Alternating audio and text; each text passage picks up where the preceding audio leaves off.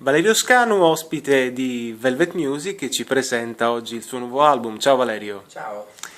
Allora, io onestamente parto da questa, chiamiamola se vogliamo anche polemica o comunque pubblicità che è stata fatta giustamente su alcuni organi di stampa recentemente riguardo il tuo nuovo disco che è stato autoprodotto. Quindi voglio capire quali sono un po' le difficoltà che ti hanno accompagnato in questo lungo lavoro.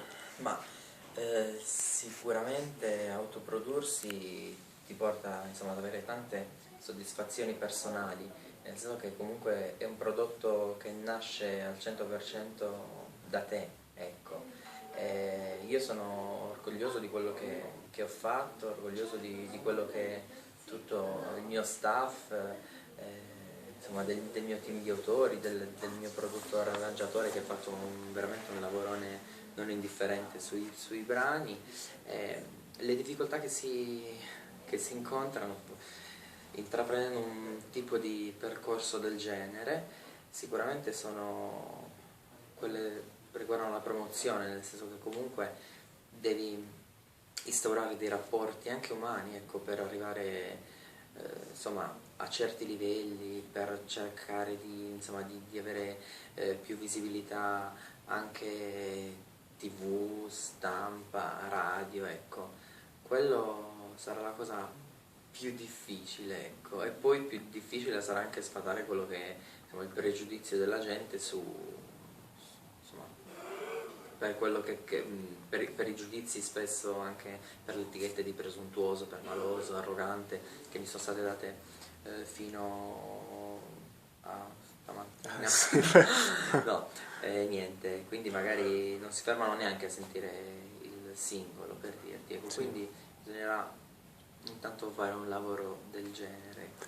Che poi, senza fare paragoni, è un po' quello che è successo recentemente a Emma, che finalmente, no, è stata sdoganata da alcuni critici che fino a poco tempo fa non potevano invece vederla, no? I fan erano per Oddio, lei, ma non lo so, nel senso che io non ricordo mai una critica a sfavore di Emma, anche perché comunque ha sempre fatto un percorso artistico non indifferente, delle scelte artistiche che comunque l'hanno portata dove sta.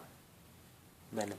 Allora, noi abbiamo creato un concorso, sono i Velvet Awards, e tu come Best Live sei arrivato a un passo dalla vittoria appena sotto Giovanotti. E sui social il tuo concerto, il tuo live, i tuoi live di quest'anno hanno avuto una grandissima presa. Allora, quello che mi interessa sapere prima di passare alle domande dei fan è cosa c'è dietro la costruzione di un concerto come quello che hai fatto tu. Ma oddio, io diciamo, se parli del concerto di Natale, quello Sì. è diciamo, un po' a sé, nel senso che là è stato proprio creato una scaletta natalizia, ecco. Cercando di creare un filo conduttore tra i vari pezzi di Natale, cover che potessero magari non sono natalizie, però ricordano il Natale, brani della Disney, brani dei cartoni animati, brani dei film. Mentre invece in generale la costruzione di un live credo che sia proprio la base di quello, insomma, di quello che proprio dell'amore per la musica che un artista ha, nel senso il live è la parte più umana e più concreta della musica. Ecco, fai proprio vedere quello che tu sei realmente, quello anche che tu vali realmente, e quindi la parte che mi piace anche di più. Ci sono stati anche degli ospiti con dei duetti che noi abbiamo, ad esempio quello con Lisa, no? Quella è un'amicizia oltre che un legame Ma artistico, in vero? realtà Lisa l'ho conosciuta proprio in quell'occasione, Ah, mentre invece con altri tipo sì. Antonino o Fei Mhm. o Kika, che è la stessa che ha scritto un brano del disco, insomma è più un'amicizia, ecco, di parecchio tempo. Senti, torniamo al disco, che è poi la cosa, il cuore di questa nostra chiacchierata. C'è Gabriella che ti chiede, per quanto riguarda questo disco, insomma, quali sono i brani ai quali sei più legato? E che è una domanda spesso, no? Che è Sì. solita in questi casi, ma Ma oddio, per adesso non mi sento legato più a un brano più a un altro, anche perché se rispondessi adesso ti direi anche quale sarà il secondo singolo. Quindi e quindi no, però Gabriella. sai, essendo non ho messo pezzi tanto per, ecco. Non sono brani per riempire, per fare numero, sono tutti pezzi scelti, anche insomma siamo un anno a cercare pezzi, a scrivere, per cui... Monica fa una domanda molto intelligente secondo me. Allora, lei pensa alla tua età, che sono 23, vero? E riesci, dice lei, a vivere tutto in modo spensierato? Cioè un artista così giovane in No. Italia che si autoproduce dovrebbe... No, spensierato no, nel senso, una volta posso dirti che quando uno sale sul palco e canta si dimentica di tutto, insomma, di tutti i problemi e tutto quello che, insomma, che lo circonda, però spensieratezza proprio no, perché comunque c'è un investimento grande, non parlo soltanto a livello economico, anche a livello di immagine, a livello artistico, a livello umano, per cui no, spensieratezza no. Santina dice: a chi in qualche modo vorresti, in base ai fatti accaduti in passato, nella tua carriera, chiedere scusa forse, e a chi invece non devi proprio nulla per quello che sei riuscito a realizzare? Chiedere Cioè, scusa, se c'è qualcosa che hai... di cui mi sono Magari con pentito. qualche, può darsi anche che lei intenda qualche giornalista, qualche critico, insomma, ci sono state delle piccole...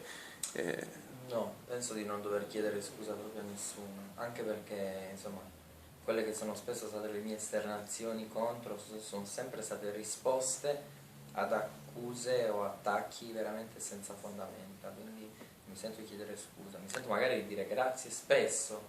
Ad esempio, per questo disco c'è una persona, anche forse la più banale, tante immagino, sì. Insomma, adesso senza fare distinzione fra, insomma, però tante persone che mi hanno aiutato in questo disco, dagli autori con cui ho collaborato, al produttore, al manager, insomma.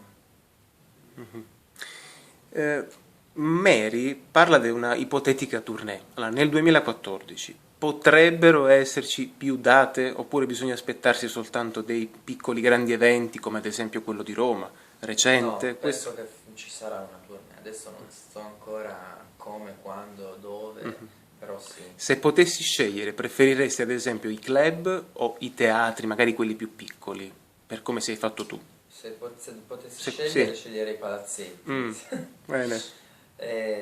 Potessi scegliere ancora, scegliere gli stadi. Però, insomma, non lo so cosa andrei a fare, cosa andrò a fare. Dipende tutto da, insomma, come va il disco. E tante cose. Sì. Marco, probabilmente memore, no?